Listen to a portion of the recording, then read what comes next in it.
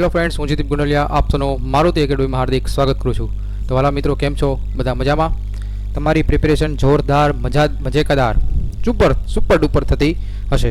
વિદ્યાર્થી મિત્રો, આપણી એક્ઝામ બહુ નજીકમાં છે, એટલા માટે ઘણા બધા વિદ્યાર્થીઓ મિત્રોનો મેસેજ આવ્યો કે સાહેબ તમે જે આવી હેલ્પ કરો છો, બરાબર, એવી રીતે અમને યુટ્યુબ ચેનલમાં આવી હેલ્પ કોઈ નથી કરતું, બરાબર. તો બસ આવી રીતે મિત્રો જોરદાર મહેનત કરી રાખજો, એટલે તમારું રિઝલ્ટ બહુ સારું આવશે, બરાબર. વિશ્વાસ રાખજો તમારા ઉપર, જે તમે મહેનત કરો છો એના ઉપર, એટલે તમને કાંઈ પણ ડાઉટ નહીં રહે અને તમને સારામાં સારા તમારા પર્સન્ટેજ આવશે, CGPA આવશે.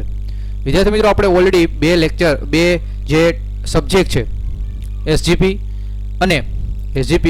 અને ICM, આ બે સબ્જેક્ટ એના મોસ્ટ આઈમ્પી ક્વેશ્ચન મેં અપલોડ કરી દીધા છે, એટલે કે મોસ્ટ આઈમ્પી ટોપિક્સ મેં અપલોડ કરી દીધા છે વાલા મિત્રો. તો સૌથી પહેલાં તમે હજી સુધી ન જોયા હોય તો સૌથી પહેલાં એ જોઈ નાખજો, કારણ કે વિદ્યાર્થી તમે જો એ જોશો તો તમે આરામથી તમે એમાં સારામાં સારા માર્ક તમે લાવી શકશો. તો વિદ્યાર્થી મિત્રો, સૌથી પહેલાં આપણી મારુતિ એકેડમી ચેનલ છે, એમાં જાજો, પ્લેલિસ્ટમાં જાઓ અને પ્લેલિસ્ટમાં તમને SGP અને ICM નું પ્લેલિસ્ટ હશે, એમાં ઓપન કરીને તમે જોઈ લેજો, એટલે તમને એમાં વિડીયો તમને મળી રહેશે. અને આ વાલા મિત્રો, સૌથી પહેલાં તમારું કામ શું છે? માત્ર તમારે મારા લેક્ચર જોવાના છે, જે હું ટીક કરાવું એ ટીક કરતા જાઓ અને પછી તમે લાગી જાવ એ ટોપિક ઉપર. અને છતાં તમને ન ખ્યાલ આવતો એ ટોપિક હોય તો મને મેસેજ કરજો કે સાહેબ આ મને ટોપિક નથી આવડતા, તો તમને એ ટોપિક એનો નાનો વિડીયો તમને બનાવી આપીશ. ઓકે વિદ્યાર્થી મિત્રો, તો આ જો સમય બગાડ્યા વગર સૌથી પહેલાં તમે પણ મારુતિ એકેડમી ચેનલ સબસ્ક્રાઈબ કરી નાખો અને બાજુમાં આવેલું જે બેલ આઇકન છે એને પ્રેસ કરી દો. ઓકે વિદ્યાર્થી મિત્રો, ચાલો હવે વચ્ચે તમે જે તમારી મજા આવે તો લાઇક પણ બટન દબાવી દેવાનું, જેથી મને પણ મજા આવે, બરાબર. તો વિદ્યાર્થી મિત્રો, આજે આપણે ઓલરેડી ઘણા બધા વિદ્યાર્થી મિત્રો બહુ ઢગલા બંધ મેસેજ આવે છે કે સાહેબ જે EOBCમાં તમે કરાવો. તો વાલા મિત્રો, EOBCમાં આપણે chapter number 1 lecture 1 chapter number 1 complete કરી નાખ્યું છે. લેક્ચર 2 એટલે કે ચેપ્ટર નંબર 2 કે એના પણ મેં એક વિડીયો મેં અપલોડ કરી દીધો છે. તો વાલા મિત્રો, આમાં હું તમને મોસ્ટ આઈમ્પી ટોપિક નહીં કરાવું, બરાબર, એટલે કે તો કરાવીશ જ. એનો મતલબ એવો કે આમાં તમને હું એક ટોપિક વાઇઝ સમજાવતો પણ જઈશ. એનું કારણ છે વિદ્યાર્થી મિત્રો કે ઘણા બધા ગુજરાતના કેટલા બધા વિદ્યાર્થી મિત્રો છે કે જેને આ સબ્જેક્ટમાં બહુ તકલીફ પડે છે, કારણ કે એક તો આમાં GTO કે આપ્યું નથી, બીજી વસ્તુ વિદ્યાર્થી મિત્રો કે આના શબ્દો અઘરા છે થોડાક, એટલે સમજવા પણ અઘરું લાગે, અને GTOમાં કેવા ટાઈપનું પૂછાય એ પણ ખબર નથી પડતી, બરોબર ને વિદ્યાર્થી મિત્રો? જો તમને આ ન ખબર પડતી તો કમેન્ટમાં પણ કહેજો, જેથી મને પણ ખ્યાલ આવે કે કેટલા વિદ્યાર્થી મિત્રો આવા છે કે જેને આ વસ્તુ થોડોક તકલીફ પડે છે. ડન. ચલો, આજે આપણે ઓલરેડી વિદ્યાર્થી મિત્રો ચેપ્ટર નંબર 2 આપણે શરૂ કરવાના છીએ. ચેપ્ટર નંબર 2માં વિદ્યાર્થી મિત્રો ઓલરેડી મેં લેક્ચર 1 અપલોડ કરી દીધો છે. એમાં આપણે લેઆઉટ ઓફ બ્લુપ્રિન્ટનું મહત્વ શું છે, મોસ્ટ આઈમ્પી ક્વેશ્ચન એ મેં સમજાવેલો છે. તમે હજુ સુધી ન જોયા હો તો મહેરબાની કરીને એ લેક્ચર જોઈ નાખજો. વિશ્વાસ રાખો મિત્રો, એમાંથી ટોપિક હશે જ. ઓકે, જે તમને ટોપિક કરાવું છું વિદ્યાર્થી મિત્રો, એટલા તમે ટોપિક કરી નાખો એટલે તમે સારામાં સારા તમે માર્ક લાવી શકશો. ઓકે, તો વિદ્યાર્થી મિત્રો, સૌથી પહેલાં આ લેક્ચરની તમને આ PDF આપણી ટેલિગ્રામ ચેનલમાં મળી જશે, બરાબર. અને આ લેક્ચર તમારે મિનિમમ 1000 લોકોને તો પહોંચાડવાનો છો ભાઈ મિત્રો. એટલું તો બને ને? કરશો ને એટલું વિદ્યાર્થી મિત્રો? માત્ર 1000 લોકો સુધી પહોંચાડો. ઓકે, તો મને પણ મજા આવે કે નાના જે હું મહેનત કરાવું છું છોકરાઓને, એ મહેનત ખરેખર ગુજરાતના તમામ વિદ્યાર્થીઓ સુધી પહોંચે છે, એનો મતલબ એવો થયો, બરોબર ને? ચાલો, આજે આપણે લેક્ચરની શરૂઆત કરીએ. સૌથી પહેલાં સબ સર્કિટ, સૌથી પહેલાં 3 માર્કમાં જો લખેલું છે વિદ્યાર્થી મિત્રો, આવું તમને લખેલું નહીં મળે, એટલા જ માટે વિદ્યાર્થી મિત્રો મારુતિ એકેડમી ચેનલ સબસ્ક્રાઇબ કરવી પડે, હો ભાઈ. ઓકે, ચાલો, તો સૌથી પહેલાં વિદ્યાર્થી મિત્રો જો સબ સર્કિટ કોને કહેવાય એની તમને માહિતી આપી દઉં, અને 3 માર્કનું છે એ પણ તમે લખેલું છે કે GTO 3 માર્કમાં પૂછાય છે. ચલો, ઓકે, તો વિદ્યાર્થી મિત્રો સબ સર્કિટ કોને કહેવાય? તો જ્યારે આકૃતિમાં દર્શાવ્યા પ્રમાણે જ્યારે મેઇન સ્વિચ મારફતે કોઈ લોડ હોય, જેમ કે આ લોડ છે, બરોબર, મેઇન સ્વિચ મારફતે લોડને સપ્લાય આપવામાં આવે ત્યારે આ પ્રકારના કનેક્શનનો એક ગેરફાયદો હોય. શું હોય? ગેરફાયદો. જે સબ સર્કિટ શું થાય ખબર વિદ્યાર્થી? સબ સર્કિટ શું છે? સબ સર્કિટ એટલે તમે ઘરે આવો છો, તમે ઘરમાં એન્ટર થાઓ તો તમારા અલગ અલગ બોર્ડ હોય છે કે નહીં? અલગ બોર્ડ હોય કે નહીં? તો એને સબ સર્કિટ કહેવાય. પણ આ જ્યારે આ આકૃતિમાં દર્શાવ્યા પ્રમાણે આ શું છે? એક DB છે. શું છે ભાઈ? ડિસ્ટ્રીબ્યુશન બોર્ડ છે. શું છે ભાઈ? Distribution board. હવે ડિસ્ટ્રીબ્યુશન બોર્ડનો ગેરફાયદો શું છે ખબર તમને? જો અહીં લખ્યું છે કે ભાઈ આ પ્રકારના કનેક્શનનો ગેરફાયદો એ છે કે જો બિલ્ડિંગના વાયરિંગમાં શોર્ટ સર્કિટ થાય બરાબર. જો વાયરિંગના બિલ્ડિંગમાં શોર્ટ સર્કિટ થાય તો ફ્યુઝ શું થાય, ઓગળી જાય. જેમ કે આ બધા શું છે ભાઈ, આ fan 1, fan 2, lamp 1, lamp 2, lamp 3 અને અહીંયા બધી સ્વિચું છે અને અહીંયા તમારો શું છે ભાઈ, ફ્યુઝ છે. તો ભાઈ જો શોર્ટ સર્કિટ થાય ત્યારે શું થાય, ફ્યુઝ પીગળી જાય છે અને તમને પણ ખબર છે ફ્યુઝ ઓગળી જાય ત્યારે શું થાય, સપ્લાય કટ ઓફ થઈ જાય. મેઇન ડિસ્ટ્રીબ્યુશન બોર્ડમાંથી ડાયરેક્ટ કનેક્શન કરવાથી જ્યારે લોડ પોઈન્ટની સંખ્યા વધારે હોય છે ત્યારે લાઇનમાં વોલ્ટેજ ડ્રોપ વધારે થવાને કારણે છેલ્લા પોઈન્ટને ઓછા વોલ્ટેજ મળે છે. ઘણી વખત તમે તમારા ઘરમાં પણ તમે આવો અનુભવ કર્યો હશે, બરોબર. જેમ કે અહીંયા પંખો છે, બરોબર, એની પછી અહીંયા તમે મોટર જોડી છે પાણી ચડાવવાની, તો વિદ્યાર્થી તો ઘણી વખત એવું થાય કે તમારા મમ્મી અથવા તમારા પપ્પા કે જે અહીંયા મોટર જેવી ચાલુ કરશે, મોટર સ્વિચ ચાલુ કરશે, તમારો પંખો ધીમો ફરવા મળે. What is the reason behind of that? આની પાછળ કારણ શું છે વિદ્યાર્થી? એક જ કારણ છે કે આ મેં તમને કીધું એ પ્રમાણે કે વોલ્ટેજ ડ્રોપ વધારે થાય છે અને પરિણામે પોઈન્ટને ઓછા વોલ્ટેજ મળે છે. હવે આ મુશ્કેલી દૂર કરવી પડે કે નહીં? તમે જ કહો, મુશ્કેલી દૂર કરવી પડે કે? હા સાહેબ, મુશ્કેલી દૂર કરવી પડે. તો એટલા જ માટે વિદ્યાર્થી મિત્રો, મુશ્કેલી દૂર કરવા માટે બિલ્ડિંગના વાયરિંગને એક સ્મોલ સર્કિટમાં વહેંચી દેવામાં આવે અને આ જે સ્મોલ સર્કિટ છે વિદ્યાર્થી મિત્રો, આ જે સ્મોલ સર્કિટ છે એને જ શું કહેવાય, સબ સર્કિટ. વિદ્યાર્થી મિત્રો ભૂલાય નહીં? ભૂલાય કે નહીં? હવે ભૂલાય જ નહીં. હવે રાત્રે કોઈક ઉઠાડીને તમને કહે ને કે સબ સર્કિટ કોને કહેવાય, ફટાફટ તમે બોલવા મળો. બરોબર ને સાહેબ? મજા આવી કે નહીં? ચાલો, સબ સર્કિટ હવે તમને ખબર પડી કે સબ સર્કિટ કોને કહેવાય. જ્યારે વાયરિંગને વિવિધ સબ સર્કિટ ડિઝાઇન કરવામાં આવે છે ત્યારે સબ સર્કિટમાં ફોલ્ટ થાય તે ભાગમાં સપ્લાય કટ ઓફ થઈ જાય અને બિલ્ડિંગના બીજા ભાગમાં સપ્લાયનું થાય કન્ટિન્યુટી રહે. આ ઉપરાંત સબ સર્કિટને કારણે વોલ્ટેજ ડ્રોપ પ્રમાણમાં ઓછા થાય છે. તો અને સબ સર્કિટ છે, એ સબ સર્કિટ કેટલા પ્રકારની છે? તો અહીંયા અલગ અલગ પ્રકારની સબ સર્કિટ છે. જો સૌથી પહેલી સબ સર્કિટ છે એ છે લાઇટ અને ફેન સબ સર્કિટ. શું છે? લાઇટ અને ફેન સબ સર્કિટ. કોઈ પણ ઇલેક્ટ્રિકલ ઇન્સ્ટોલેશનમાં હંમેશા લાઇટ, ફેન અને 3 પેન સોકેટ એક જ સબ સર્કિટમાં કનેક્ટ કરવામાં આવે છે. તો એક જ સબ સર્કિટમાં કોનો સમાવેશ થાય? લાઇટનો, ફેનનો અને 3 પિન સોકેટ. અને 3 પિન સોકેટ એ કેટલાનું? 5 એમ્પિયરનું, બરોબર. ઇન્ડિયન ઇલેક્ટ્રિસિટી રૂલ મુજબ લાઇટ, ફેન સબ સર્કિટમાં મેક્સિમમ કેટલા પોઈન્ટ હોય? 10 પોઈન્ટ. મોસ્ટ ટાઈમ 2 માર્કમાં ક્વેશ્ચન પૂછાયેલો છે કે લાઇટ અને ફેન સબ સર્કિટમાં કેટલા મેક્સિમમ પોઈન્ટ હોય? 10 પોઈન્ટ. એવી જ રીતે એક જ સબ સર્કિટમાં લાઇટ અને ફેન સબ સર્કિટનો કુલ લોડ કેટલો હોય? આ પણ જીટીયુમાં પૂછાયેલું છે અને દાખલામાં તો બહુ કામ લાગશે. તો એક જ લાઇટ અને એક જ ફેન સબ સર્કિટનો કુલ લોડ 800 વોટથી વધારે હોતો નથી. અને જ્યારે ફેન માટે અલગ સબ સર્કિટ ઇન્સ્ટોલ કરવામાં આવે ત્યારે મહત્તમ ફેનની સંખ્યા કેટલી? 10થી વધારે હોવી જોઈએ નહીં. ખબર પડી ગઈ? રેસિડેન્શિયલ ઇન્સ્ટોલેશન માટે મિનિમમ 2 સબ સર્કિટ રાખવાની. પરિણામે કોઈ પણ એક સબ સર્કિટમાં ફોલ્ટ થાય તો બીજામાં લોડને કન્ટિન્યુટી મળે. તો વિદ્યાર્થી મિત્રો, અહીંયાથી સૌથી પહેલો ટોપિક તમારો છે સબ સર્કિટ. સબ સર્કિટ 3 માર્કમાં પૂછાય છે. સૌથી પહેલો સબ સર્કિટમાં સૌથી પહેલાં તમારે આ કારણ કહેવાનું કે સબ સર્કિટ શું કામ યુઝ કરી શકી, પછી એની ડેફિનેશન કહેવાની, પછી સબ સર્કિટનું વર્ગીકરણ. 2 પ્રકારની સબ સર્કિટ છે, એક છે light and fan sub circuit અને બીજી છે પાવર સબ સર્કિટ. ચાલો હવે આપણે જોઈએ પાવર સબ સર્કિટ વિશે. રેસિડેન્શિયલ ઇન્સ્ટોલેશનમાં 15 એમ્પિયરવાળા 3 પિન સોકેટનો ઉપયોગ કરવામાં આવે. જ્યારે તમે જોયો ફેન અને લાઇટની સબ સર્કિટ હતી એમાં 5 એમ્પિયરવાળા 3 પિન સોકેટનો ઉપયોગ કરતા હતા. તેમાં water heater, washing machine, air conditioner અને રેફ્રિજરેટરનો સમાવેશ થાય છે. જ્યારે લાઇટ અને ફેન સબ સર્કિટમાં એમાં મહત્તમ વોટ કેટલો હતો ભાઈ? 800 વોટ હતો, બરોબર. જ્યારે અહીંયા એક પાવર સબ સર્કિટમાં મેક્સિમમ કેટલા છે? 30 વોટ સુધીનો લોડ કનેક્ટ કરી શકાય છે. જ્યારે 3000 વોટ સુધીનો આપણે લોડ કનેક્ટ કરી શકાય છે. જ્યારે લોડ 3000 વોટ કરતાં વધારે હોય ત્યારે પાવર સબ સર્કિટ એક કરતાં વધારે રાખવી પડે છે. અને પાવર સબ સર્કિટ માટે વાયરની સાઇઝ એ લાઇટ સબ સર્કિટના વાયરની સાઇઝ કરતાં કેવું હોય છે? અલગ અલગ. ઓબ્વિયસ છે કે બધાની અલગ અલગ સાઇઝ હોય પાવર હીટિંગના લીધે, બરોબર. જુઓ, ચાલો એક નાનું આપણે એક્ઝામ્પલ લઈ લઈએ, બરોબર. વિદ્યાર્થી મિત્રો, અત્યારે જે ટેક્સ્ટ બુકમાં જે એક્ઝામ્પલ આવે છે એ પણ હું તમને એક્ઝામ્પલ કરાવતો છું. અને પછી જો આપણે ચેપ્ટર નંબર 2, 3, 4 એટલે કે આપણે જે EOBCના મોસ્ટ ઓફ ધીમે ધીમે ચેપ્ટર પૂરા થતા જશે, બરોબર. પછી હું તમને એના ન્યુમેરિકલ્સ છે એ પણ હું તમને IMP તમને ટીક કરાવી દઈશ, તમને કરાવી આપીશ, બરોબર. ચાલો, એક રેસિડેન્શિયલ ઇન્સ્ટોલેશનમાં નીચેના લોડના આધારે સબ સર્કિટની સંખ્યા ગણવાની કીધી છે. 2 માર્કમાં પૂછાય છે સબ સર્કિટની સંખ્યા કેવી રીતે ગણવી. તો વિદ્યાર્થી મિત્રો, જે તમને પોઈન્ટ આપ્યા હોય, જેમ કે અહીંયા લાઇટ પોઈન્ટ 3 છે, અહીંયા ફેન પોઈન્ટ 2, 3 પિન સોકેટ કેટલા છે? 15 એમ્પિયરના 2 અને એક 3 પિન સોકેટ 5 એમ્પિયરનું 2 છે. તો સૌથી પહેલાં જે લખ્યું હોય ને વિદ્યાર્થી લખી નાખું. જો લાઇટ અને fan sub circuit, light point કેટલા? 3. તો 3. હવે તમને આ ખબર હોવી જોઈએ કે લાઇટ છે તો લાઇટ એક લાઇટ કેટલા વોટની હોય? તો એક લાઇટ 60 વોટની હોય. તો 60 × 3 કેટલા થાય? 180, બરોબર. વિદ્યાર્થી મિત્રો શાંતિથી જોતા જજો, બરોબર. પૂરેપૂરો લેક્ચર જો. 100% વિદ્યાર્થી મિત્રો તમને લેક્ચરમાં કાંઈ પણ ડાઉટ નહીં રહે. પછી ફેન ફેન પોઈન્ટ એટલે ફેન પણ કેટલા 60 વોટનું, 60 ગુણ્યા 20, 60 ગુણ્યા 2 એટલે 120 વોટ. 3 પિન સોકેટ જ્યાં લખ્યું છે 5 એમ્પિયરનું છે, બરોબર. હવે તમને ખબર છે કે ભાઈ 3 પિન સોકેટ 5 એમ્પિયરનું હોય તો એ કેટલા વોટનું હોય? 100 વોટનું, બરોબર. એને ગુણ્યા 2 એટલે 100 ગુણ્યા 2 એટલે કેટલા? 200.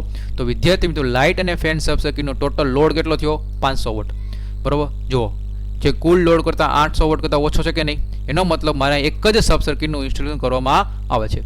હવે આ લઈએ પાવર સબ સર્કિટ. પાવર સબ સર્કિટમાં કોનો સમાવેશ હોય? એક જ હતું 3 પિન સોકેટ 15 એમ્પીનું, બરોબર. તો 15 એમ્પીનું હોય તો 15 એમ્પીનું 3 પિન સોકેટ હોય ને વાલા મિત્રો, તો એમાં 1000 વોટનું હોય, બરોબર. જ્યારે 5 એમ્પિયરનું હોય ત્યારે 100 વોટનું હોય, બરોબર. આ તમારે યાદ રાખવું પડશે. તો 100 ગુણ્યા 2 એટલે 2000. તો અહીંયા પણ પાવર સબ સર્કિટનો કુલ લોડ 3000 વોટ કરતાં ઓછો હોવાથી માત્ર એક જ સબ સર્કિટનું ઇન્સ્ટોલ કરવામાં આવે છે. ખબર પડી વિદ્યાર્થી મિત્રો? તો અહીંયા ટોટલ આમ જોઈએ તો કેટલી સબ સર્કિટ થઈ? 2 જ સબ સર્કિટ થઈ, બરોબર. આમ જોઈએ તો એક બંનેની એકની કે ભાઈ એક છે લાઇટ અને ફેન સબ સર્કિટ કેટલી થઈ? એની એક સબ સર્કિટ. અને પાવર સબ સર્કિટ કેટલી છે?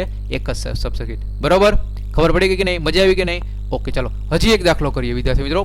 એક બહુમાળી બિલ્ડિંગ માટે નીચે મુજબના ઇલેક્ટ્રિકલ ઇન્સ્ટોલેશન આધારે કુલ પોઈન્ટની સંખ્યા, કુલ લોડ અને સબ સર્કિટની સંખ્યા નક્કી કરવાની કીધી છે. ઓકે, ચલો તો સૌથી પહેલામાં શું આપ્યું છે જોઈ લઈએ. એક ટ્યુબલાઇટ કેટલી છે ભાઈ? ટ્યુબલાઇટ 5 છે. ટ્યુબલાઇટ 5 ટ્યુબલાઇટ એની 20 ટ્યુબલાઇટની સંખ્યા 20 છે.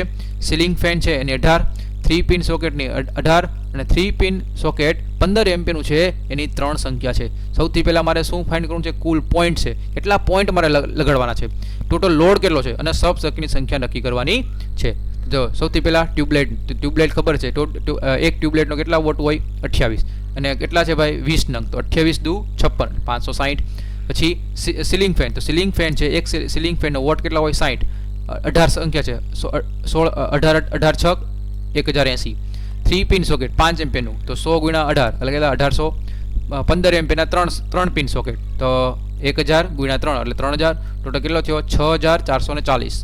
ચલો હવે પોઈન્ટની સંખ્યા નક્કી કરીએ. તો પોઈન્ટની સંખ્યા કેટલી થશે જોવો તમે? તો ભાઈ 20, 18 અને 8 ટોટલ કેટલા થયા? 56 પોઈન્ટ. અને પાવર પોઈન્ટ કેટલા છે? 3. કેમ પાવર પોઈન્ટ 3? કે ભાઈ કેટલા 3 પિન સોકેટ છે 3 એટલા માટે. ચાલો હવે લાઇટ અને ફેન સબ સર્કિટ તમારે ગોતવી છે. હું ભાઈ લાઇટ અને ફેન સબ સર્કિટ તમારે કરવી છે. આપણને ખબર છે કે એક સબ સર્કિટ હોય એમાં મેક્સિમમ કેટલા પોઈન્ટ આવે? 8 હોય. ખબર છે ને? આપણે આગળ હમણાં ભણી ગયા, બરોબર. લાઇટ અને ફેન સબ સર્કિટ છે એમાં ટોટલ કેટલા હોય? મેક્સિમમ 8. અહીંયા કેટલી છે ભાઈ? ટોટલ 56. કેટલા છે? 56. તો 8 સત્તાને 56. તો કુલ લાઇટ અને ફેન સબ સર્કિટ કેટલી થઈ? 7. અને વાલા મિત્રો એ આપણે ખબર છે કે ભાઈ 7 તો છે જ, પણ આપણે એક્સ્ટ્રા પણ રાખવી પડે કે નહીં? એટલા માટે 2 અહીંયા સ્પેરમાં રાખી છે એટલે 7 ને 2 9, બરોબર. ચલો હવે પાવર લોડ. તો પાવર લોડ તો 3000 છે અને એનો કેટલો લોડ છે? મેક્સિમમ 3000 ઉડી ગયા, વિધા કેટલા? 1. તો પાવર સબ સર્કિટ કેટલી થઈ? 1. જ્યારે લાઇટ અને ફેન સબ સર્કિટ કેટલી છે? 9. જ્યારે પાવર સબ સર્કિટ કેટલી થઈ? 1. ડન. ખબર પડી વિદ્યાર્થી મિત્રો? મજા આવી કે નહીં? ચલો હવે આમાં કઈ ડાઉટ? આવા ટાઈપના દાખલા પૂછે, આ 3 માર્કનો દાખલો પૂછવો હોય તો આવા ટાઈપના દાખલો પૂછે છે તો આપણે આવડી જવો જોઈએ, બરોબર. આમાં તો હું બેઝિકથી કરાવું છું એટલે તમને જેવા ટાઈપના જીટીયુમાં પૂછે છે એવા પણ હું ધીમે ધીમે દાખલો કરાવતો જઈશ. પણ વાલા મિત્રો તમને બેઝિક આ તો દાખલા આવડવા જ જોઈએ ને, તો તમને આગળનું આવડે, બરોબર. એટલા માટે હું તમને પહેલાં આ કરાવ્યા છે. ચાલો ઓકે, ચલો હવે આપણે નેક્સ્ટ ટોપિક ઉપર જોઈએ વિદ્યાર્થી મિત્રો. Determination of size of conductor. કે ભાઈ કંડક્ટરની સાઇઝ નક્કી કરીએ. કંડક્ટરની સાઇઝ નક્કી કરતા પહેલા કઈ બાબતો ધ્યાનમાં રાખવી જોઈએ? 3 કે 4 માર્કનો ક્વેશ્ચન હો ભાઈ. 3 કે 4 માર્કનો ક્વેશ્ચન અથવા 2 માર્કમાં પણ ખાલી પેરામીટર પૂછે તો આ પણ 2 માર્કમાં પૂછી શકે. તો કંડક્ટરની સાઇઝ નક્કી કરતા પહેલા કઈ બાબત ધ્યાનમાં રાખવી પડે? તો સૌથી પહેલા minimum size of the cable. કોઈ પણ કેબલ છે એ ડોમેસ્ટિક વાયરિંગ ઇન્સ્ટોલેશનમાં ઇન્ડિયન ઇલેક્ટ્રિસિટી રૂલ પ્રમાણે એટલે કે IS નિયમ અનુસાર 1/1.12 mm કોપર કંડક્ટર અને 1/1.40 mm એટલે કે 1.5 mm સ્ક્વેરનો એલ્યુમિનિયમ કંડક્ટરનો ઉપયોગ કરવામાં આવે છે, બરોબર. સૌથી પહેલો કોઈ પણ કંડક્ટરની સાઇઝ નક્કી કરવી હોય તો સૌથી પહેલાં શું ધ્યાનમાં રાખવાનું? Minimum size of cable. પછી કરંટ કેરિંગ કેપેસિટી. તો ઇલેક્ટ્રિકલ કેબલ અથવા વાયરની સાઇઝ એવી હોવી જોઈએ કે જેમાંથી કન્ટિન્યુઅસ કરંટના વહનના દરમિયાન ઓવરહીટિંગ ન થાય. જેમ કે આવડું ટેબલ આપ્યું છે ભાઈ, ટેબલ કંઈ કામનું છે નહીં, બરોબર. વિદ્યાર્થી મિત્રો EOBC છે, EOBC તમને અડધો તો એટલો અઘરો લાગે છે કારણ કે ચોપડી એવડી મોટી છે, પણ જે બિનજરૂરી બોર્ડ ટેબલ આપ્યા છે કે જરૂરી નથી, બરોબર. ચેપ્ટર નંબર 1 જે ટેલિગ્રામ મોકલી દીધું છે, ઇમ્પોર્ટન્ટ માહિતી હોય એ જ બરોબર. એવી જ રીતે ચેપ્ટર નંબર 2 છે એની પણ પીડીએફ હું તમને મોકલી દઈશ, જેથી તમે એની પર ઝેરોક્સ કરાવી શકો. અને જે ચોપડીનું બીજું બધું છે બિનજરૂરી કે જરૂર નથી તમારે, તો એ બધું મેં કાઢી નાખ્યું છે. બરોબર, જેમ કે અહીંયા મેં તમે સ્ક્રીન ઉપર જોઈ શકો છો. કેબલની સાઇઝ નક્કી કરવા માટે તમારે શું કરવું પડે? કેબલની સાઇઝ નક્કી કરવા માટે કેબલની લંબાઈ અને લોડ કરંટનો ગુણાકાર કરવાનો, આપેલ સપ્લાય વોલ્ટેજ અને મહત્તમ વોલ્ટેજ ડ્રોપની ગણતરી કરવાની, એમ્પિયર મીટર વોલ્ટેજ ડ્રોપની ગણતરી કરવાની. કેમ કરવાની? A/B. બરોબર. A/B શું છે કે મીટર અને છેદમાં વોલ્ટેજ એ ડ્રોપની ગણતરી કરી નાખવાની. આપેલ કંડક્ટરના સ્ટાન્ડિંગ રેટિંગ પરથી કંડક્ટરની સાઇઝ નક્કી કરવાની. બરોબર. તો વિદ્યાર્થી મિત્રો આવી રીતે તમે મેઇન આ 3 પેરામીટર છે, આમ તો 2 જ પેરામીટર, બરોબર, કે જે કોઈ પણ વાયરની પસંદગી કરવી હોય તો આવી રીતે તમે પસંદગી કરી શકો. ચાલો હવે આપણે એક નાનો તો એક ક્વેશ્ચન જોઈ લઈએ. બરોબર, જેથી તમને આવા ટાઈપનો પૂછાય તો વાંધો આવે નહીં. પણ મારા ખ્યાલથી આવો તો લગભગ નહીં જ પૂછે, પણ આના આધારે હું તમને બીજા જે જીટીયુમાં પૂછાય છે, બરોબર, એટલા માટે તમને એ સમજાવવો હોય તો સૌથી પહેલાં મારે આ સમજાવવું પડે. બરોબર. ચાલો, એક 2 કોર કોપર કંડક્ટરની સાઇઝ, એક 2 કોપર કંડક્ટરની સાઇઝ એટલે કે 2 કોર છે. બરોબર, આપણે ખબર છે 2 કોર, 3 કોર, 4 કોર, અલગ અલગ કોરના કોપર કંડક્ટર હોય. તો એ કોપર કંડક્ટરમાં મેક્સિમમ કરંટ કેપેસિટી કેટલી છે? 45 એમ્પિયર. જો આ કંડક્ટર કેબલની લંબાઈ 100 મીટર હોય, કેટલી? જો આ કંડક્ટર કેબલની લંબાઈ 100 મીટર હોય અને સપ્લાય વોલ્ટેજ 240 હોય તો કંડક્ટરની સાઇઝ નક્કી કરવાની કીધી છે. બરોબર. તો સૌથી પહેલાં કંડક્ટરની કરંટ કેપેસિટી કેટલી? 45. લંબાઈ કેટલી? 100 મીટર. સપ્લાય વોલ્ટેજ કેટલો? 240. કંડક્ટરની સાઇઝ ખબર નથી. તો હમણાં આપણે જોયું કે કુલ એમ્પિયર મીટર ગોતવું પડે કે નહીં? તો જેટલી કરંટ કેપેસિટી આપી હોય અને કંડક્ટરની લંબાઈ આપી હોય એટલે તમને કુલ એમ્પિયર મીટર મળી જાય. તો 45 મળી ગયું. મહત્તમ વોલ્ટેજ ડ્રોપ કેમ મળશે? તો મહત્તમ વોલ્ટેજ કેટલા કોરનો છે ભાઈ? 2 કોરનો. એટલે 2 કોર કેટલા વોલ્ટેજ? 240. અને કેટલા મીટર ભાઈ? 100 મીટર. બરોબર, કેટલા? 100 મીટર. તો છેદ ભાગ્યા 100 અને +1. આ ફોર્મ્યુલામાં જ +1 છે. બરોબર, એટલે માટે +1 અને આ બેનો ભાગાકાર ગુણાકાર કરો એટલે 5.8 આવશે. હવે એમ્પિયર મીટર વોલ્ટેજ ડ્રોપ કરશો એટલે જે તમને આન્સર આવ્યો 4500, એ 45 ભાગ્યા 5.8 કરો એટલે 775.8 આવ્યું. અહીંયા પહોંચો એટલે તમારો આન્સર આવી ગયો એવું નથી. તો હવે તમારે જે ટેબલ છે એ ટેબલના મુજબ તમારે આ સાઇઝ છે એ તમારે ગોતવાની. અને એ કેટલો છે તમે જુઓ, 7/1.626 કોપર કંડક્ટરનો ઉપયોગ કરવામાં આવે છે. તો વાલા મિત્રો, તમને એટલા માટે આ દાખલા નથી પૂછાતા કારણ કે તમને ટેબલ આપવું પડે. હવે જીટીયુમાં ટેબલ તો આપતા નથી. બરોબર ને? જ્યારે આપણે EOBC ને દાખલા કરતા હોવ છો તો ઘણા એવા આગળ દાખલા આવશે કે તમારે ટેબલ જરૂરી પડશે. પણ હવે શું કરું? એ સમયે શું કરું? તો એ સમયે આપણે એમ કરી નાખવાનું, હું તમને ત્યારે ટ્રીક આપી. બરોબર, અત્યારે કંઈ જાણવાની જરૂર નથી. ખબર પડી ગઈ? તો એટલા માટે તમને જો સિમ્પલ 2 માર્કનું તમને પૂછે, ખાલી એમ પૂછે કે એમ્પિયર વોલ્ટેજ ડ્રોપ ફાઇન્ડ કરો, બરોબર, 2 માં પૂછે કંડક્ટની સાઇઝ નક્કી કરવાની કે, તો આવી રીતે તમે ગણીને તમે કંડક્ટની સાઇઝ નક્કી કરી શકો. ડન. ચાલો વિદ્યાર્થી મિત્રો, મજા આવતી હોય તો મસ્તીની નાની અમથી લાઇક આપી દેજો, જેથી પણ મને પણ ખ્યાલ આવે કે, અને મિનિમમ વિદ્યાર્થી મિત્રો 200-300 તો લાઇક તો કરો. ઓકે વિદ્યાર્થી મિત્રો, તમે યાર છે ને કંઈ તો મેક્સિમમ લોકો શેર કરો યાર વિદ્યાર્થી, તો મને પણ મજા આવે ને તમને પણ મજા આવે. ઓકે, આ ICM છે તો ICM, પછી SGB મેક્સિમમ લોકોને પહોંચાડો જેથી બધા લોકો પાસ થઈ જાય. હવે મેન સ્વિચ અને DB, મેન સ્વિચ અને ડિસ્ટ્રીબ્યુશન બોર્ડ. ઇન્ડિયન ઇલેક્ટ્રિસિટી નિયમ 50 મુજબ જુઓ, યાદ રાખો વિદ્યાર્થી મિત્રો કે ઇન્ડિયન ઇલેક્ટ્રિસિટી નિયમ 50 મુજબ મીટર બોર્ડ પછી તરત જ લિંક્ડ સ્વિચ એટલે શું કે સ્વિચ કે જેમાં ફેઝ અને ન્યુટ્રલ વાયરના કનેક્શન હોય બંને એકી સાથે ઓપરેટ થાય એને કહેવાય લિંકેડ સ્વિચ. નિયમ 50 મુજબ મીટર બોર્ડ પછી જ કનેક્શન કરવામાં આવે છે. આ નિયમ મુજબ લિંકેડ સ્વિચ તરત જ કટઆઉટ પ્રોવાઈડ કરવામાં આવે છે. આ કટઆઉટ હેવી કરંટ સામે ઇક્વિપમેન્ટને પ્રોટેક્શન આપે છે. અને લિંકેડ મેન સ્વિચ અને ફ્યુઝ બંનેને સેપરેટ અથવા એક સિંગલ યુનિટ તરીકે ઇન્સ્ટોલ કરવામાં આવે છે. જ્યારે સ્વિચ અને ફ્યુઝ બંને કમ્બાઇન હોય ત્યારે આયન ક્લેડ સ્વિચ કહેવામાં આવે છે. જો આયન ક્લેડ સ્વિચ ક્યારે કહેવામાં આવે? જ્યારે સ્વિચ અને ફ્યુઝ બંને કમ્બાઇન હોય ત્યારે આયન ક્લેડ સ્વિચ કહેવામાં આવે છે. આ સ્વિચ સિંગલ ફેઝ સપ્લાયને કંટ્રોલ માટે ડબલ પોલ અથવા 3 ફેઝ સપ્લાયને કંટ્રોલ કરવા માટે ટ્રિપલ પોલ વાપરવામાં આવે છે. અને તેમાં 3 ફેઝ 4 વાયર માટે એક ન્યુટ્રલ લિંક પણ પ્રોવાઈડ કરવામાં આવે છે.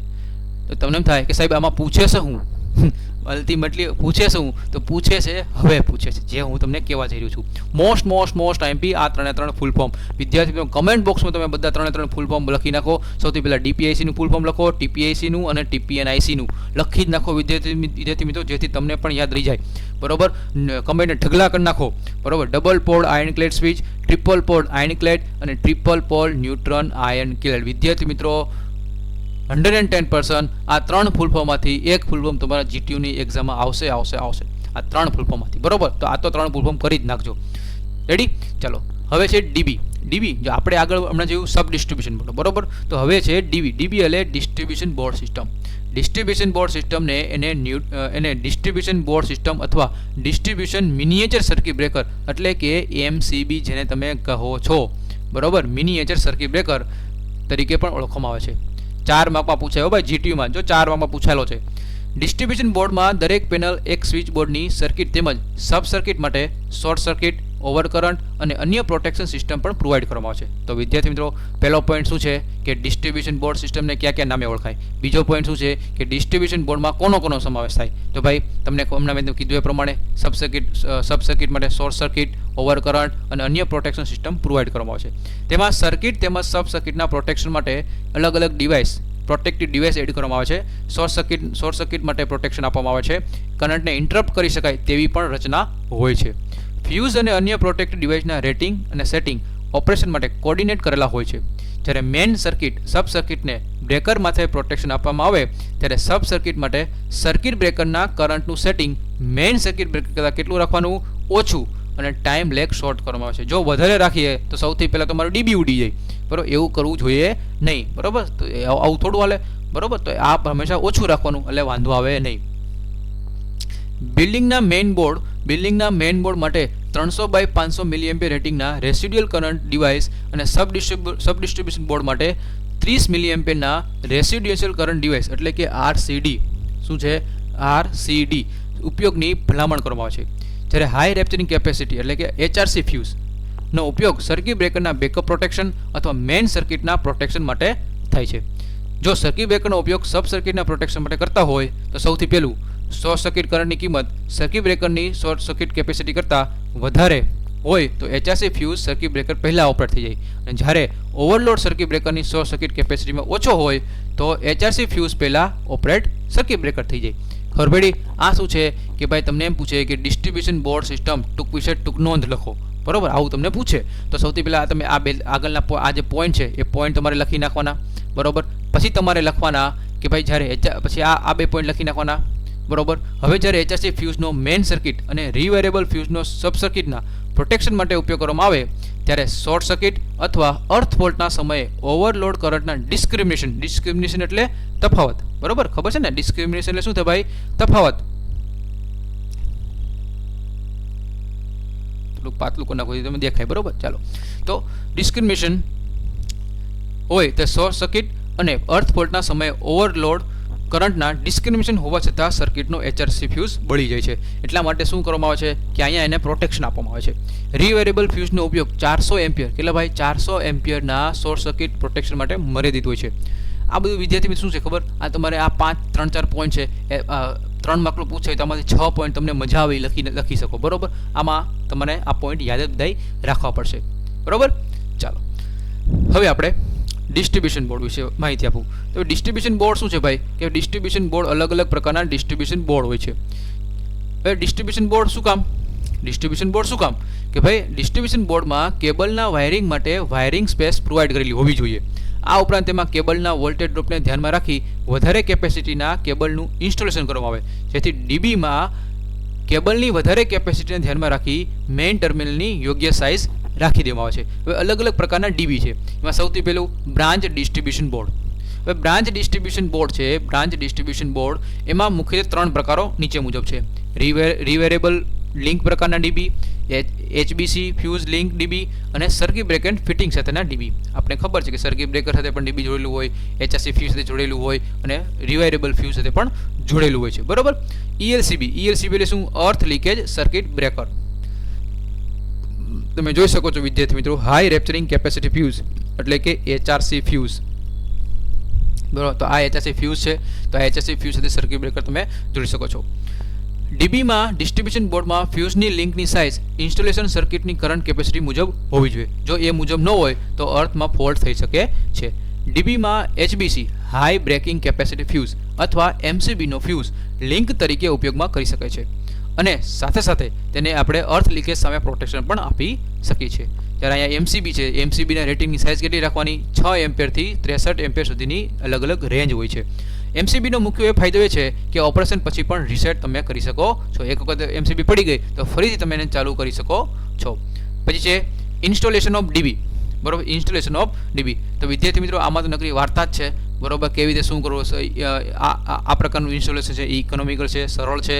સાથે સાથે આ પ્રકારનું જે ડીબી છે એ મીડિયમ વોલ્ટેજ લાઇનમાં જ્યારે 2 અથવા 2થી વધારે એલવી ડિસ્ટ્રીબ્યુશન ફ્યુઝ બોર્ડનું ઇન્સ્ટોલેશન કરવામાં આવે ત્યારે આપણે આ પ્રકારનું ડીબી આપણે વાપરતા હોય છે. પછી આ બધી વાર્તા છે, કંઈક કરવાની જરૂર નથી, બરોબર. પછી વાયરિંગ ઓફ ડિસ્ટ્રીબ્યુશન બોર્ડ. તો ભાઈ અલગ અલગ પ્રકારના ડિસ્ટ્રીબ્યુશન બોર્ડમાં વાયરિંગ કેવી રીતે કરવાનું હોય છે? તો અહીંયા તમે દરેક મેઇન ડિસ્ટ્રીબ્યુશન બોર્ડથી સબ ડિસ્ટ્રીબ્યુશન બોર્ડ સુધીના આઉટગોઈંગ ફાઇનલ સર્કિટનો કંટ્રોલ એમસીબી અથવા ફેઝ સર્કિટના ફ્યુઝ મારફતે અથવા single phase neutral SPN, full form યાદ રાખજો, એસપીએન ડિસ્ટ્રીબ્યુશન બોર્ડ સુધી આપણે લાઇન કંડક્ટર મારફત જોડવામાં આવે છે. અને સિંગલ ફેઝ 2 વાયરના ફાઇનલ ડીબી માટે પહોંચાડવા માટે ટીપીએન સ્વિચ એટલે કે 3 પોલ ન્યુટ્રલ ડિસ્ટ્રીબ્યુશન બોર્ડનો ઉપયોગ કરવામાં આવે છે. અને આ પ્રકારની સર્કિટ માટે ટીપીએન એમસીબી આપણે ઉપયોગ કરતા હોય છે, બરોબર. અને અહીંયા જે આપણે ડોમેસ્ટિક એપ્લિકેશન માટે લાઇન કરંટ છે એ 5 એમ્પિયરની સોકેટ રાખવામાં આવે છે, અને હેવી કરંટ હોય તો 15 એમ્પિયરનું સોકેટ આપણે રાખતા હોય છે, બરોબર.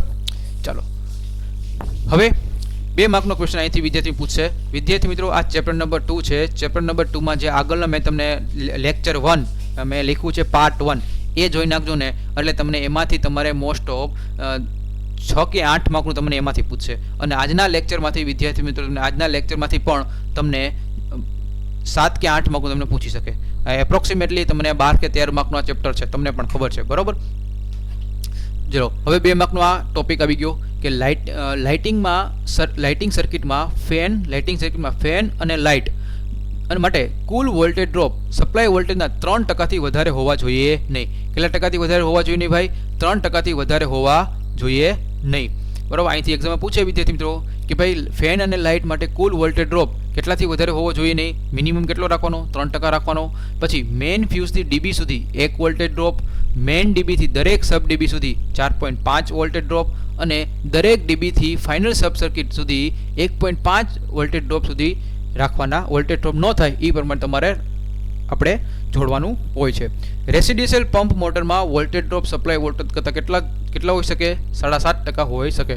અહીંયાથી વિદ્યાર્થી તો મને ખાલી એક જ પોઈન્ટ ઇમ્પોર્ટન્ટ લાગે છે, એક પોઈન્ટ તમે યાદ રાખી લેજો, બરોબર. આ તો કંઈ કામનું જ નથી, બરોબર, જવા જ દઉં છું. ચલો હવે આપણો આ ચેપ્ટર આપણે પૂરું કરવા જઈ રહ્યા છીએ. અને લાસ્ટ એન્ડ ફાઇનલ ટોપિક એ છે SOR. SORનું ફૂલ ફોર્મ પૂછે છે વિદ્યાર્થી મિત્રો. SOR ટૂંકનોંધ વિશે ટૂંકનોંધ પૂછે છે. SOR શું છે? SR વિશે માહિતી જણાવો. SR પરથી કઈ માહિતી મળે? આવા ટાઈપના ઘણા બધા જીટીયુમાં અત્યાર સુધી 7 થી 8 વખત આ ટોપિકમાંથી ક્વેશ્ચન પૂછાયેલો છે. આ મોસ્ટ આઈએમપી SOR, બરોબર. SOR એટલે શેડ્યુલ ઓફ રેટ્સ, તમને પણ ખબર છે. SOR ને ગુજરાતીમાં કહેવાય દરની સૂચિ. ને PWD અથવા GB ટેબ્લેટમાં ફોર્મમાં તૈયાર કરે છે. કોણ કરે? GB વાળા. તેની મદદથી ઇલેક્ટ્રિકલ, મિકેનિકલ અને સિવિલ એન્જિનિયર ત્રણ લોકો એ પ્રોજેક્ટના કામગીરી માટે જ્યારે ટેન્ડર બહાર પાડવાનું હોય એટલા માટે આપણે SOR તૈયાર કરતા હોય છે. અને આ SOR દ્વારા જ આપણે કોઈ પણ કાર્ય છે એ આપણે બહુ સરળ બની જતું હોય છે. સામાન્ય રીતે વિદ્યાર્થી મિત્રો આ SOR છે એ SOR દર 3 વર્ષે નવા SOR તૈયાર કરવામાં આવે છે. તેમાં પ્રોજેક્ટના વર્ક નાના વિભાગો પાડવામાં આવે છે અને તેમાં દરેક વર્ક માટે કોસ્ટિંગ નક્કી કરવામાં આવે છે. જેમ કે ભાઈ કેટલા ટ્યુબલાઇટ છે, ભાઈ એક કોઈ મોટા મકાન છે, બરોબર, તો એ મકાનમાં કેટલી ટ્યુબલાઇટ છે, કેટલા પંખા છે, પછી કેટલા એસી ફિટ કરવામાં છે. તો આ બધું તમારે સૌથી પહેલાં એનું વર્ક કેટલું છે એ આખો પ્રોજેક્ટ છે એનું કોસ્ટિંગ નક્કી કરવામાં આવે છે.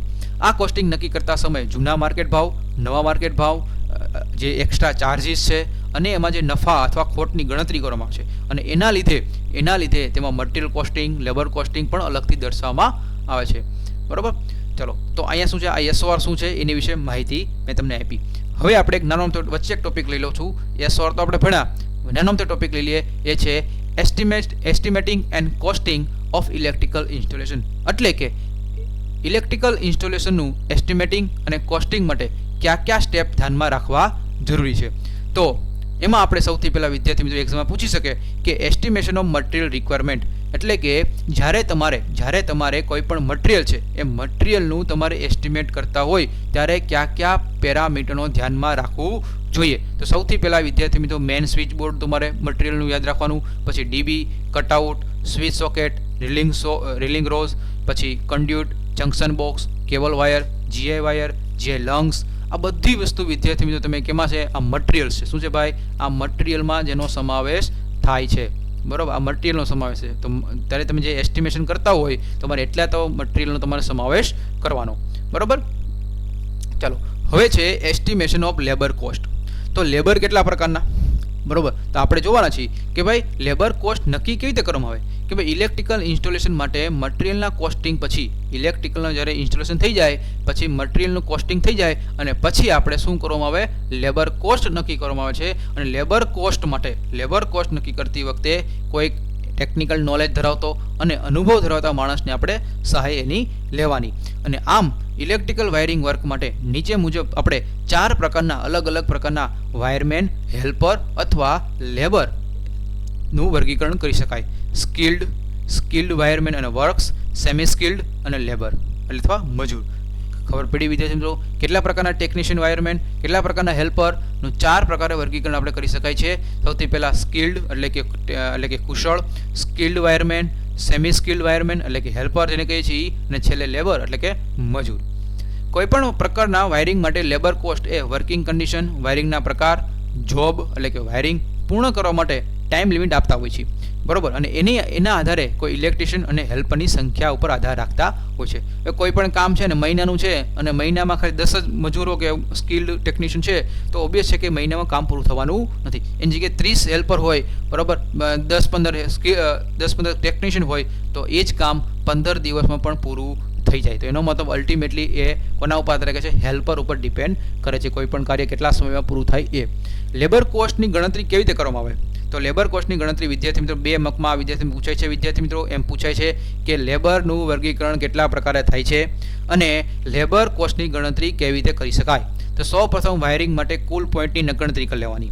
બરાબર, પછી એક વાયરમેન અને એક હેલ્પર એક દિવસમાં કેટલા પોઈન્ટનું વાયરિંગ કરી શકે એના આધારે ઇલેક્ટ્રિકલ ઇન્સ્ટોલેશન પૂર્ણ કરવા માટે જેટલા દિવસો જરૂર પડે એ લખવાના. એટલે કે ઇલેક્ટ્રિકલ વાયરિંગ ઇન્સ્ટોલેશન પૂર્ણ કરવા માટે એક વાયરમેન અને એક હેલ્પરના કુલ દિવસો અને કુલ પોઈન્ટની સંખ્યા એના છેદમાં એક વાયરમેન અને એક હેલ્પરના મારફતે એક દિવસમાં કેટલી પોઈન્ટની સંખ્યા કરે છે એ તમારે કરો એટલે તમને એમાં ટોટલ મળી જાય. કુલ લેબર કોસ્ટ કેમ મળશે? લેબરનો ભાવ, કોસ્ટ લેબરનો ભાવ એટલે કે જેટલી દિવસ એટલે કે એ 20 દિવસ કામ કર્યું, બરાબર, 20 દિવસ કામ કર્યું તો લેબરનો ભાવ છે ભાઈ 1000 રૂપિયા. બરાબર, એને ગુણ્યા તમારે ઇલેક્ટ્રિકલ વાયરિંગ પૂર્ણ કરવા માટે કેટલો સમય લાગ્યો કે ભાઈ 5 દિવસ. તો આ બે જેટલું મળે એ કુલ લેબર કોસ્ટ તમારે થાય એપ્રોક્સિમેટલી. બરાબર, ચાલો ડન. ચાલો હવે આવશે ઓવરહેડ ચાર્જીસ. ઓવરહેડ ચાર્જીસ કોને કહેવાય? જ્યારે પ્રોજેક્ટ છે એ એસ્ટિમેશન માટે મટીરિયલ્સ અને લેબર કોસ્ટ પછી તેમાં કોઈ અલગ અલગ પ્રકારના વહીવટી ખર્ચ થતા હોય છે. સામાન્ય રીતે વહીવટી કોસ્ટ આશરે મટીરિયલ કોસ્ટના 5 થી 10% હોય છે. અને આ વહીવટી કોસ્ટમાં કોનો સમાવેશ થાય? કે ઓફિસનો ખર્ચ છે, ઓફિસનું ભાડું છે, પછી ફર્નિચર, ઓફિસ ઇક્વિપમેન્ટ, માલ સામાન અને મજૂરનો ટ્રાન્સપોર્ટ ખર્ચ, ઓફિસ સ્ટાફને પગાર અને અલગ જેમ કે ચા પાણીના, બરાબર, આ બધા તમે ઓવરહેડ ચાર્જીસમાં એનો સમાવેશ કરી શકો છો. પછી એક બીજો છે વિદ્યાર્થી 2 માં પૂછાય કન્ટિન્જન્સી. શું છે ભાઈ? કન્ટિન્જન્સી ખર્ચ. કોઈ પણ અનિવાર્ય સંજોગોને કારણે મટીરિયલ્સની કિંમતમાં વધારો થઈ જાય. શું થાય? હવે અત્યારે તમે જુઓ કે પેટ્રોલ નથી, બરાબર, પેટ્રોલ બહુ શોર્ટેજ છે તો પેટ્રોલમાં કેમ ભાવ વધી ગયા હતા? હવે આપણા મોદી સરકારે આપણે શું કર્યું? પાછા ભાવ થોડા ઘટાડી દીધા છે. બરાબર, તો એવી જ રીતે વિદ્યાર્થીઓ કરે જ્યારે ઘણી વખત એવો સંજોગો થાય કે ભાઈ અચાનક કિંમતમાં શું થાય? વધારો થઈ જાય તો એના કન્ટિન્જન્સીમાં સમાવેશ થાય છે. પરિણામે પ્રોજેક્ટના કુલ ખર્ચ પણ શું થાય? વધી જાય. તો આવી એને કન્ટિન્જન્સી કહેવાય. તો એમાં કુલ કોસ્ટ એટલે કે material cost, labour cost, overhead cost અને કન્ટિન્જન્સી કોસ્ટ એટલે ટોટલ કોસ્ટ તમને મળી જાય. બરાબર, ચાલો હવે છે પ્રોફિટ. હવે છે વિદ્યાર્થી શું છે ભાઈ? હવે છે પ્રોફિટ પરચેસ સિસ્ટમ. આ 2 માર્કમાં પૂછી શકે કે પ્રોફિટ પરચેસ સિસ્ટમ શું છે? બરાબર, પ્રોફિટ પરચેસ સિસ્ટમ કોને કહેવાય? તો વિદ્યાર્થી મિત્રો કે જ્યારે ઇલેક્ટ્રિકલ એસ્ટિમેશન જરૂરી મટીરિયલની યાદી તૈયાર કરતા હોય તમારે જેવા મારી જેવા, બરાબર, જે ઇલેક્ટ્રિકલ એસ્ટિમેટર હોય, ઇલેક્ટ્રિકલ એન્જિનિયર હોય એ લોકો શું કરે કે કેટલા મટીરિયલની જરૂર પડશે એની યાદી તૈયાર કરે અને યાદીના આધારે કેવું મટીરિયલ્સ વાપરવું, કેવી ક્વોલિટી વાપરવી એના આધારે યોગ્ય ભાવ એને મળી રહેતા હોય છે. સરકારી અને અર્ધ સરકારી અથવા પ્રાઇવેટ સેક્ટરમાં જ્યારે માલ સામાનની કિંમત 10,000 કરતાં વધારે હોય ત્યારે તેની ટેન્ડરની પ્રક્રિયા કરતા હોય છે. જનરલી ટેન્ડર કરવામાં આવે. હવે આ ટેન્ડર ક્યાં હોય? જ્યારે ન્યૂઝપેપરમાં આવે. વિવિધ મેન્યુફેક્ચરિંગ કંપની સપ્લાય દ્વારા ટેન્ડર નિયત ફી સમય મર્યાદામાં ઓફિસમાં જમા કરાવે. અને જો ટેન્ડર મજા આવે, તમારું ટેન્ડર તમને કે હું આ 5 લાખમાં પતાવી દઉં અને હું એમ કહું 5 લાખમાં હું તમને 3 લાખમાં પતાવી દઉં, તો કોનું ટેન્ડર પાસ થાય?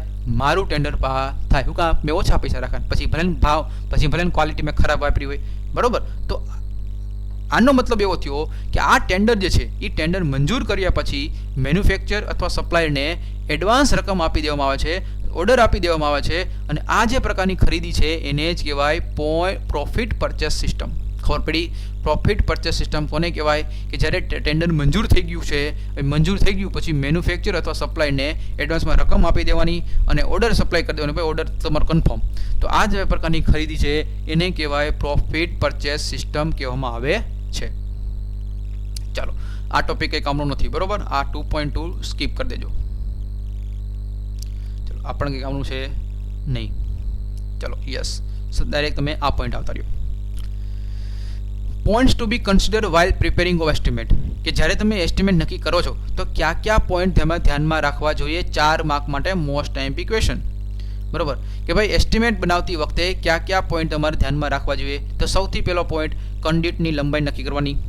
કંડિટની લંબાઈ આશરે મિનિમમ 20% વોલ્ટેજ 20% વેસ્ટેજની ગણતરી રાખી જ દેવાની, બરોબર. હું એમ કહું 5 મીટરનું લંબાઈ રાખવાનું છે, 5 નહીં ભાઈ, 10 મીટર 7 મીટરનો કરી નાખ. શું કામ? કે ભાઈ આપણને ખબર છે 20% વેસ્ટેજ તો જવાનું જ છે, તે પ્રમાણે સૌથી પહેલાં એની કરી જ નાખવાનું, બરોબર.